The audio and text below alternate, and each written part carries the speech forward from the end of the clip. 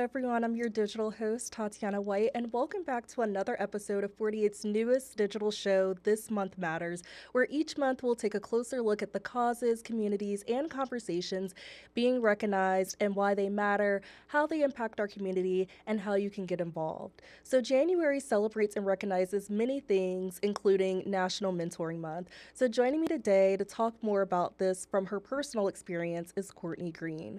How are you doing today? I'm doing well. How about yourself?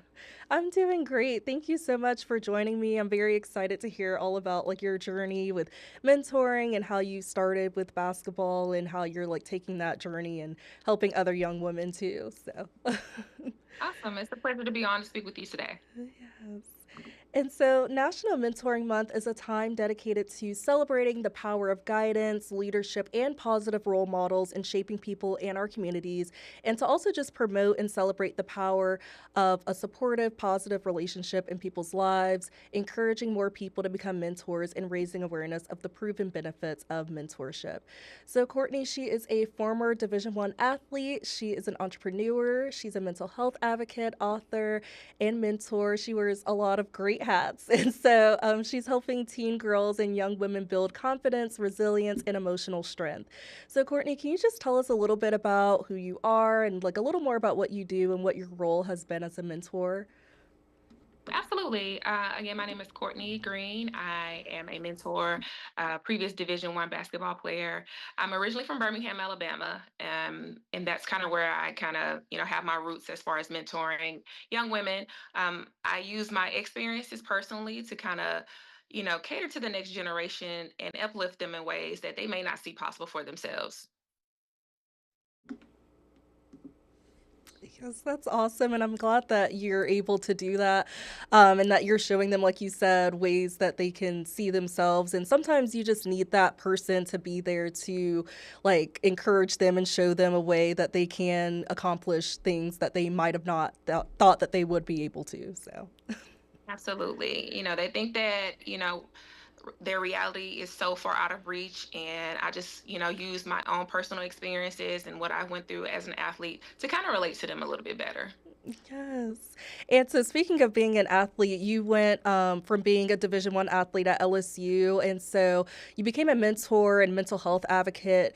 So how did that transition kind of happen for you? What made you decide after you were done with, I guess, your athletic career? What made you want to do like mentoring and like mental health advocacy? Well, shortly after graduating college, I did go overseas to Lisbon, Portugal to play for a little bit. It was at that point I felt burnt out. So I just knew that I just could not be the only athlete that felt like this. So at that point, I decided to, hey, what's going to be my next step? What am I passionate about? And it took me some time. I had multiple jobs. I tried a lot of options for myself, and it just wasn't a good fit for me like it is now. So I wanted to kind of help athletes kind of find their way after sports. They dedicate so much of their lives to practice, games, being a team player that they kind of don't focus on themselves individually. And that's where it can get hard, for anyone after graduating college. Just kind of finding out who we are. It's tough.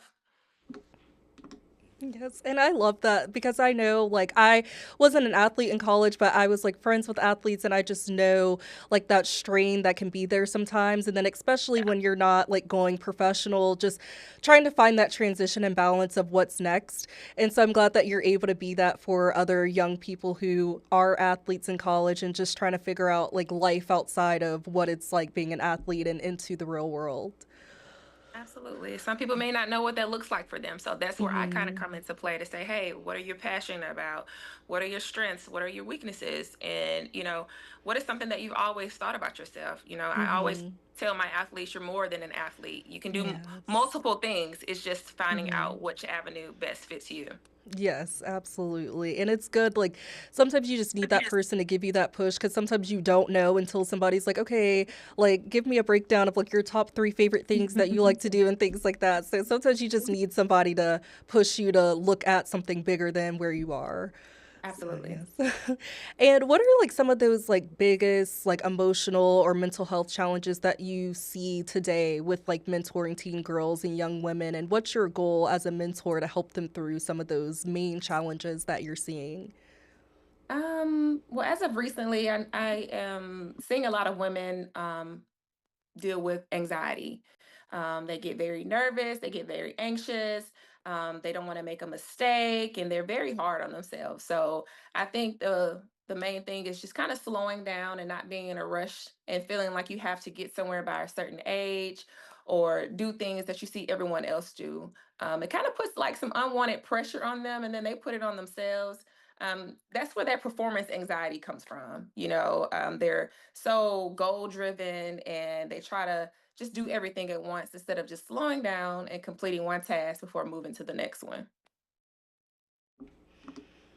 Yes, I definitely agree because I know even me, like I deal a lot with anxiety and just like, okay, I have to be perfect and this has to be, the next thing to do. And I know, especially, in athletics and you have competitions and you guys want to win. And so having to transition out of that mindset and realizing like when you're doing your regular everyday career in life, it's not always going to be like perfect. So I'm glad that Yes. you're able to kind of remind them that it's not going to always be perfect and it's okay to have a different timeline than other people in your life. And I know, like, I'm even still learning that. So, Yeah.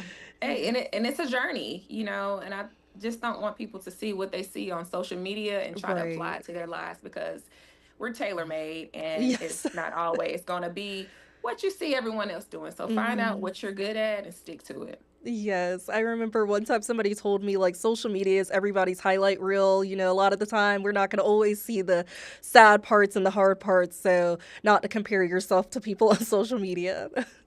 Yeah, absolutely. And it's hard, social Mhm. media, Instagram is popping. Yes. Everybody has fun in life and they're doing their own thing. So just don't believe everything you see. Right. Yes.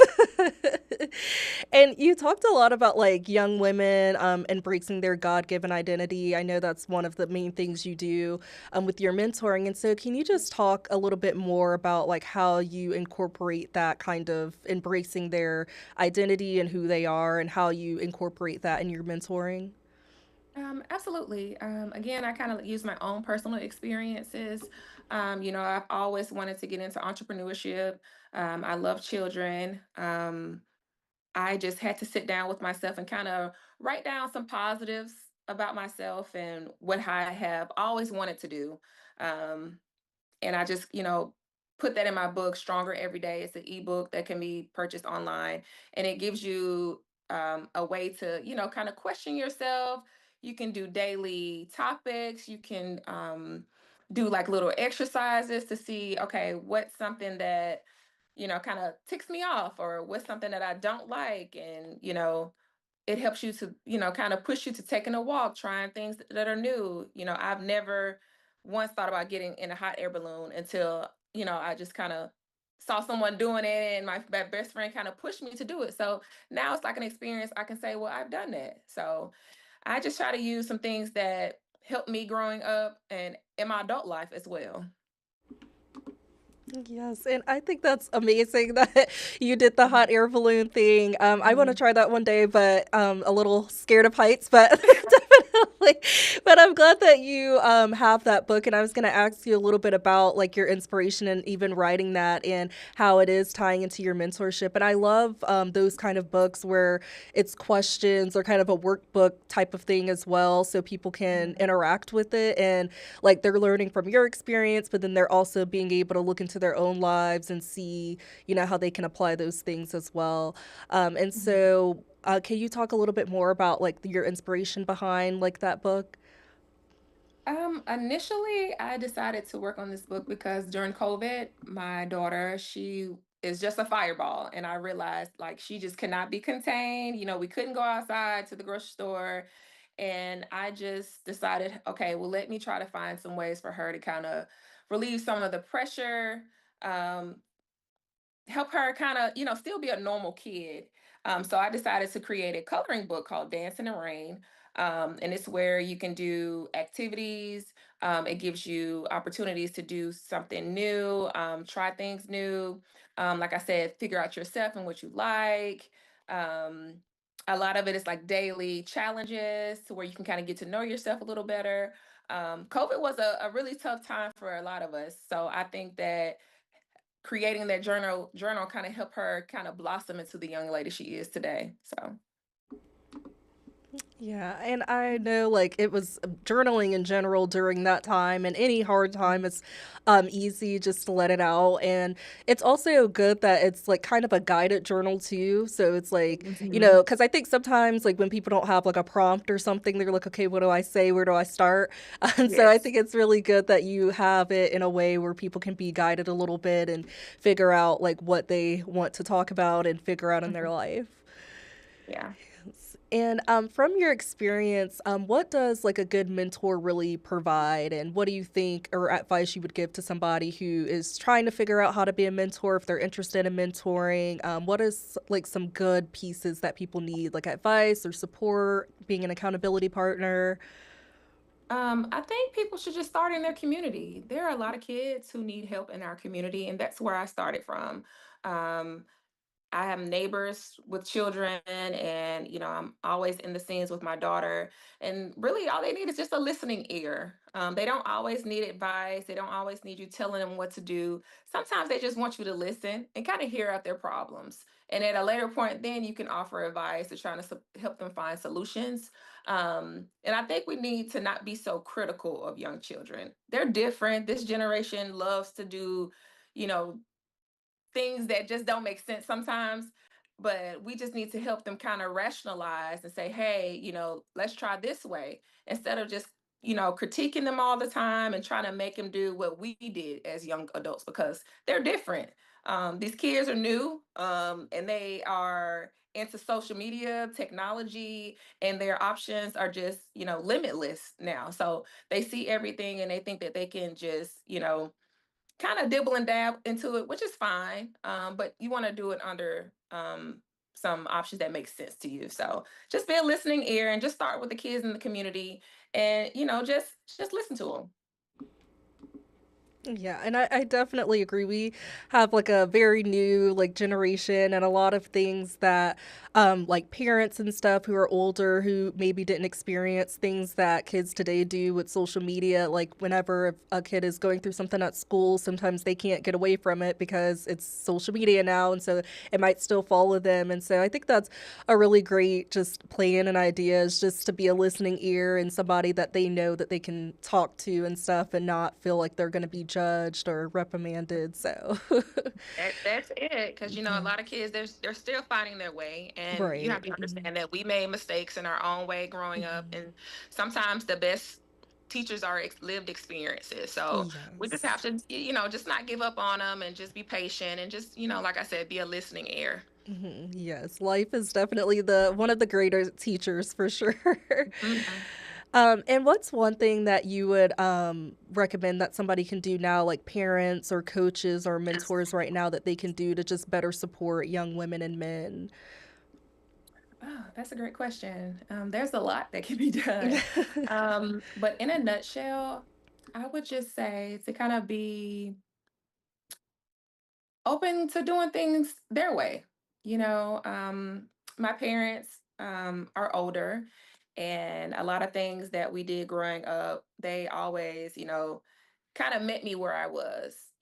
My mom didn't play basketball, but as a bonding moment, she knew that I love basketball. So she would kind of get out there and kind of try to do some things with me. And she was just always supportive and just, checking up on me, making sure I was good. We used to do one-on-one dates. My father would take me on a daughter daddy date. I had one older brother, and he would just kind of, you know, make sure that he was there supporting me. And I think that's what kids need, to just know that you care. Meet them where they are, and don't always kind of, push them to being something that they're not. Yeah, and I know that was probably something that meant so much to you, like your mom going out there and playing with you, even though she didn't like know or play. So, uh, Yes, but it was always a good time. And she always Well, it always meant that, she saw me for who I was and she was Mhm. interested in doing things that I wanted to do instead of just kind of pushing it away. So I really appreciated that about her. Yeah. And I agree. I think that it would mean a lot to a lot of like younger kids and stuff if, even if their parent or their coach or whoever is a mentor in their life doesn't know as well as them about a certain thing, if they just try it with them, I think it would Of make just like a course. good memory in general for them. So, Absolutely. You're absolutely right. Hmm. yes. And why do you think National Mentoring Month is just so important, and mentoring just in general? And how do you feel like it strengthens people in our communities? Mentoring can be a tough job. And, mentors, they do have their own lives and they do go about doing their own things. And the fact that they can be so selfless in helping the next generation, it says a lot about themselves. So the fact that they are being highlighted and looked at a way, not all heroes wear capes. And you just never know whose lives you're changing. And one simple conversation could just, be talking someone off a ledge, or a kid having a bad day at school, or you never know what their home situation is like, and just the simple fact that you're actually caring about them can go a long way, and they don't forget things like that. They take it with them. So it's always important that we find ways to give back to the next generation and just show them that we care. That's all I teach other mentors, is just to show them that you care, whatever that may look like. Show them that you care, you're going to protect them, and you have their best interests at hand. Right. And like you said, like you never forget the people that guided you and showed you the way and was there for you whenever you were needing just a little bit of guidance or just some type of like help figuring out what was next. And so I definitely agree. That's a huge part of mentoring is just showing that you care and just showing up in general, like knowing that they can call you whenever they need you or, if nobody else is going to show up to their game, for example, like you'll be there. And so yeah, I Mm-hmm. think that's so important. Yeah, because I remember my coaches, who took the time to train me and it was Mhm. raining, who took the time to take me home, that Yes. just put up with my preteen attitude. It goes a long way. And I think Yeah. that kids need that. It helps keep them out of the streets, it helps keep them from dropping out of school, joining gangs, homelessness. It Mhm. keeps them going, it inspires them to know that people care about them. So, It definitely does. And it goes back to that idea of like it takes a village sometimes because, some parents, they have to work late or they have like night jobs and stuff. So having that, like you said, like people that can take you home and people that like your parents can trust and stuff as well. And I know like for me and my younger sister, we're like years apart, but like I was in college and she was younger in high school, and we lost our older sister tragically, and so we had like our mentors that were there that were because we're both like, okay, well, we need to catch up on our schoolwork, and but we're dealing with the funeral and this tragedy and all this stuff, and we just had those mentors that were like, we're here for you and don't worry about this, we'll make sure that you catch up and stuff. And so it's like those things that you just don't forget and you carry with you for the rest of your life. So absolutely. yes. Yeah. Well, I'm so sorry to hear that. And I'm glad you had someone that was able to step in and kind of fill in those gaps for you. Yes, thank you. Yes. And what advice would you give to someone who may be interested in being a mentor or becoming a mentee? Because I know some people, just especially like I guess younger people and in the generation today, sometimes they're like, oh, I don't need anybody to guide me. I already have my parents. I don't want anybody telling me what to do. So, just like any Hmm. advice you would give to somebody who may be a mentee one day, and I know we talked a lot about like young people, but can you talk a little bit about or touch on like adult mentors as well and like how that whole, advice for that and maybe any mentors as an adult now that inspire you? Absolutely. Well, any advice I would have for anyone that is interested in being a mentor or is to gain as much knowledge as you can. There are ways for you to get certified as being a mental health advocate. Um, you can also start at your local church, rec centers, basketball teams, even your children's friend group. I know a lot of my players, they reach out to a lot of my friends and they see them doing, like, they were in a WNBA and they own their own businesses. So they're interested in kind of piggybacking off of them and trying to get some information. I do mentor young women in college who are sometimes freshmen and sophomores. They're transitioning into college and they're just trying to find their way. And I just kind of make sure that they don't get involved in the wrong friend group. They're watching their surroundings and that they're doing things that they're supposed to do. They're newly into adulthood, so they're trying to get from under that umbrella of their parents and so much, and they just trying to find their way as being independent and on their own.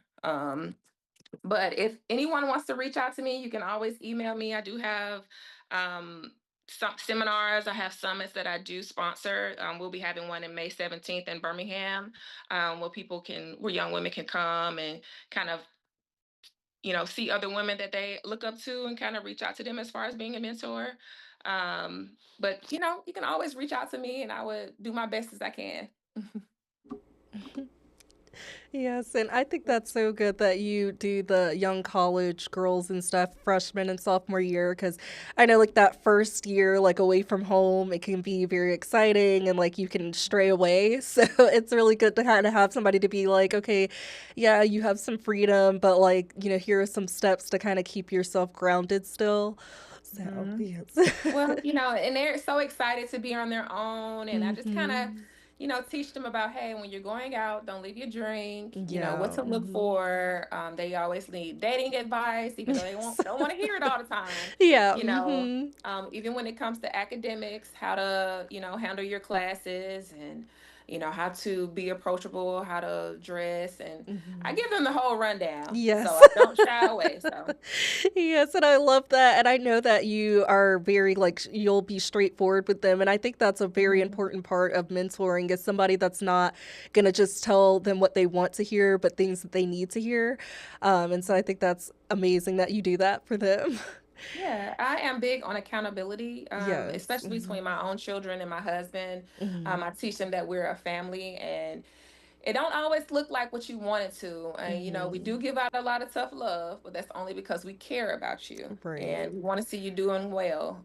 This world is scary. And if you Hmm. don't have the right mentality about it and, protect yourself in a lot of ways, you can sometimes find yourself on the bad end of it. So. Right. Exactly. And I know sometimes one thing that people can worry about is like time when it comes to mentoring. Like, so what would you, I guess, give advice to people who are not sure how they can do time, like on a weekly or monthly basis? How often do you mentor or try to mentor? Or is there like a time frame that you think would be good mentoring wise? When I first became a mentor, I would only take on no more than about 5 students a month because I did have other priorities that I had needed to take care of at the time. But as I kind of got more into it, I started group mentorships at local schools. I meet with them once a week, and then I meet with a group of girls twice a month. Um, to better kind of get a handle on their needs and accessibilities to them and just kind of see what they need as far as their identity, anxiety, that nature. I think it's just important to kind of plan. I'm big on planning and organizing. So as long as you're able to plan out your days and kind of see what you're able to do yourself without overextending and exhausting yourself, then I think you could go for it. Yeah, it's all about just maintaining your schedule and just seeing what best fits you. So even I have a team that I coach.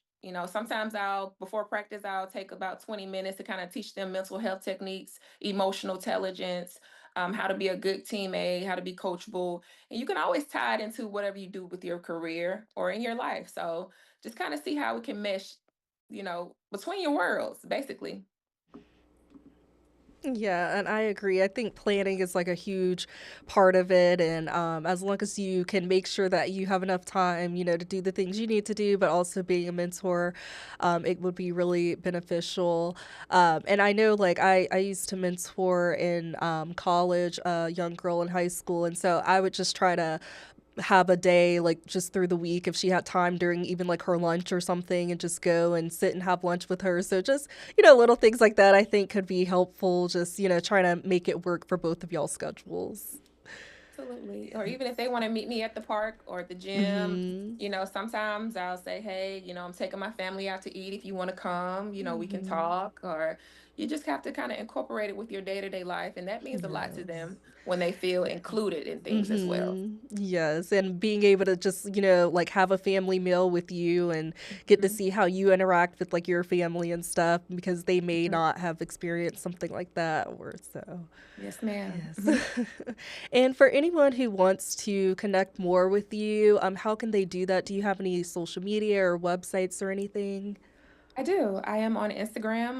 My handle is I am Courtney Green. I do have a website for anyone that is interested in mentorship or getting mentored or learning more about how to mentor.